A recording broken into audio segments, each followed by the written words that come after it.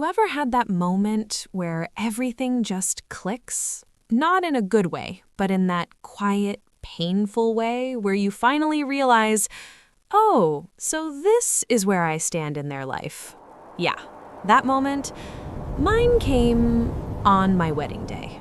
But let me rewind a bit, because stories like this don't start with drama. They start with small things, little cracks, stuff you ignore, until one day the whole thing collapses. My name is Aria. I'm 27. And 6 months before my wedding, I still believed I had a family. Not a perfect one, not some fairy tale, but I thought, at the very least, they'd show up when it mattered. Spoiler alert, they didn't. Now, here's the thing. In my family, there was always this unspoken rule. No one ever said it out loud, but everyone followed it like law. Everything, and I mean everything, revolved around my older sister, Kiara.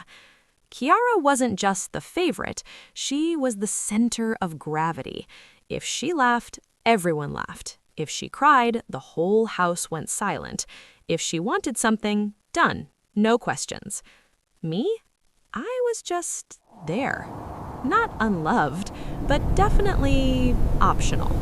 You know that feeling? Like if you disappeared for a week, people would notice, but only after they needed something from you.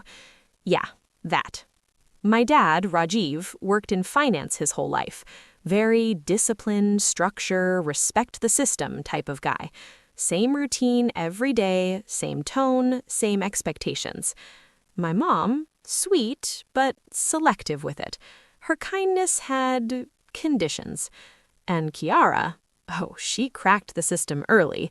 She didn't work, never really had to. She married rich, like comfortably rich. Her husband, Adrian, ran some high-end property business. Big deals, big money, fancy dinners. You know the type. Luxury car, designer bags, weekend getaways. And with that came something else. Power. Not loud power, but the quiet kind that controls rooms without saying a word. Suddenly, my parents didn't just love Kiara, they needed her. Because Adrian helped them, financially, constantly. Bills, covered. Renovations, done. Extras, say less. And just like that, Kiara went from daughter to investment. And everyone adjusted accordingly. Meanwhile, me? I was over here working freelance as a designer, living in a small rented space, budgeting groceries, trying to build something real from scratch. No safety net, no backup. Just me figuring it out. And honestly, I was okay with that, because I had him. Noah. I met Noah at a small art pop-up. He was standing in front of his own painting, looking annoyed. Like, bro, you made it. Why you mad? So I laughed. He turned, gave me this look like, you serious right now? And we just clicked. Noah wasn't flashy, didn't have money like that, but he had something rare. Vision. The kind of talent you don't need to explain, you just feel it. He painted like he meant something, like every stroke had a story behind it. Some months were rough, like we're eating noodles again, rough, but we were building something honest, and that mattered more than anything fake and polished. My family? Yeah, they didn't see it that way. To them, Noah was just that guy with no real job. Classic. Fast forward to Thanksgiving, I bring Noah home, big mistake. Dinner table, everyone seated, Kiara walks in late, of course, drops 2 expensive wine bottles on the table, and makes sure everyone knows the price. My mom practically worships the bottles. Meanwhile, I brought dessert I made myself. Nobody even noticed. Cool. Dinner starts. My dad leans forward, smiling that fake, polite smile. So, Noah, what's the plan? Are you ever going to get a real job? And just like that, the vibe died. Kiara smirked. Adrian chuckled. I felt my stomach drop. Noah? He didn't snap, didn't argue. He just squeezed my hand under the table. That quiet strength? Yeah, that's when I knew. This man was different. What I didn't know, he was already working on something that was about to change our lives.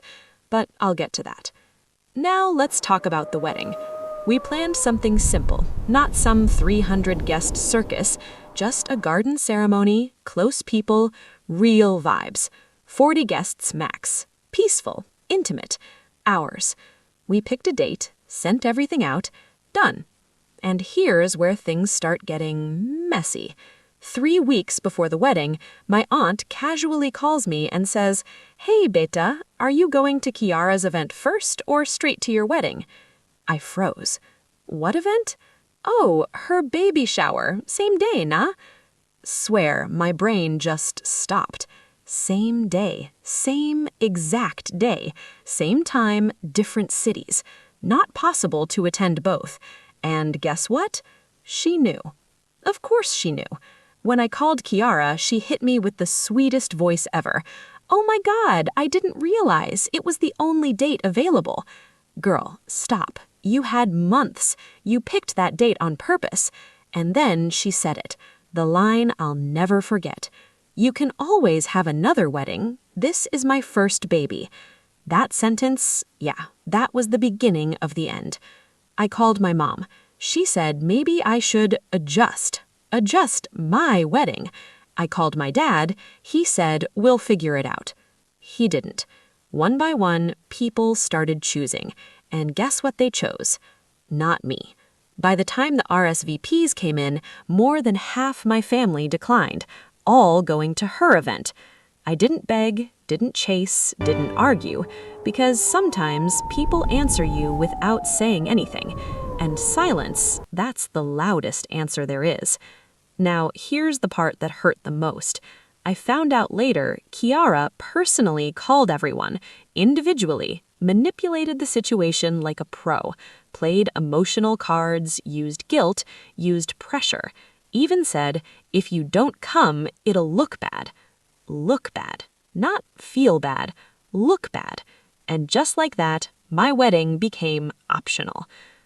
The night before the wedding, I sat there with Noah in our tiny apartment, quiet, heavy silence, and he said something I'll never forget.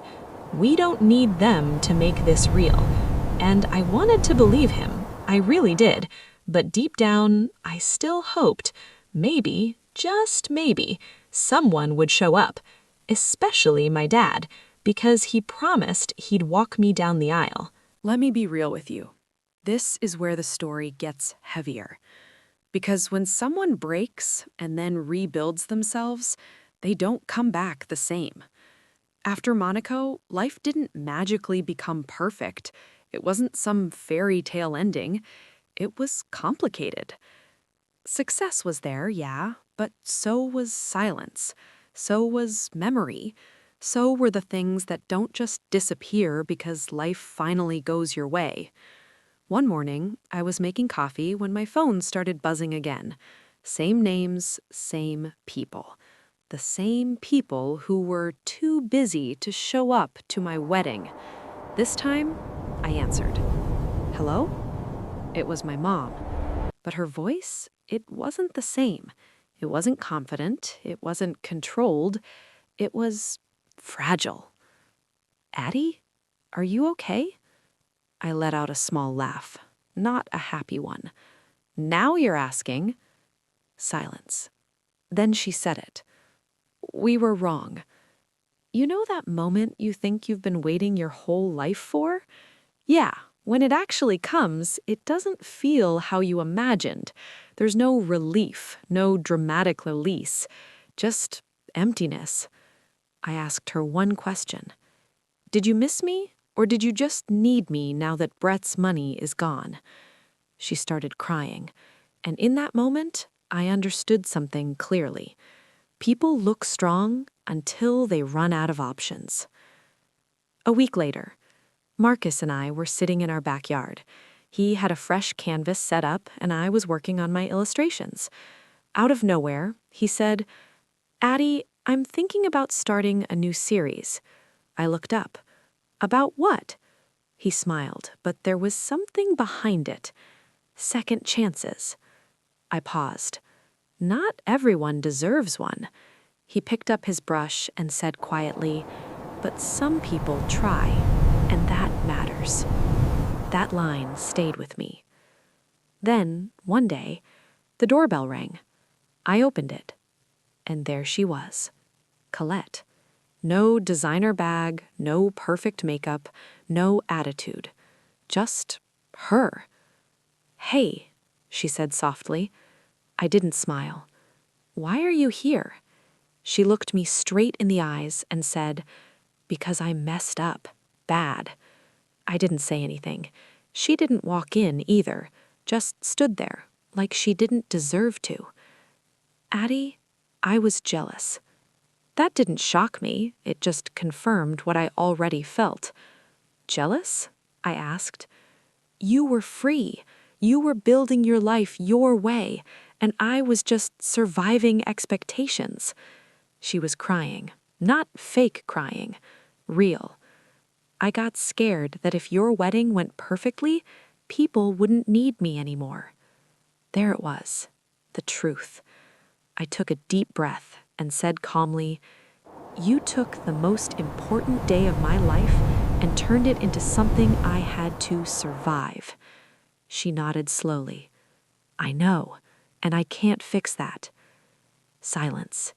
The wind moved through the garden, lavender in the air. And I realized something in that moment. Closure isn't loud. It's quiet. I stepped aside. "Do you want coffee?" She looked surprised, then nodded, and walked in, slowly, like she wasn't entering a house, but stepping into accountability. Time passed. Nothing magically fixed itself overnight, and honestly, it shouldn't. My dad started visiting sometimes. He'd sit quietly, look at Marcus's studio. One day, he said to him, "I judged you without knowing you." Marcus just replied, "You weren't the only one." No anger, no ego, just truth. Then, one day, I finished my book. On the last page, I drew a small illustration. A garden, 42 chairs, but this time, not all of them were filled, only the ones that mattered.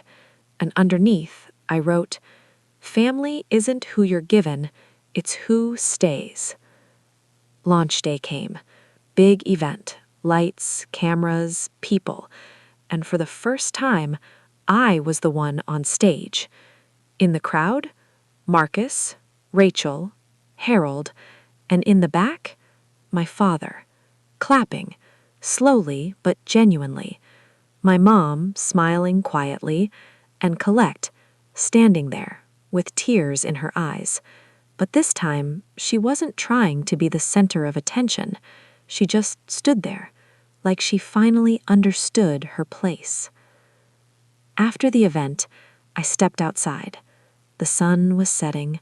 Marcus came next to me and asked, "Are you happy?" I thought for a moment, then said, "I'm at peace."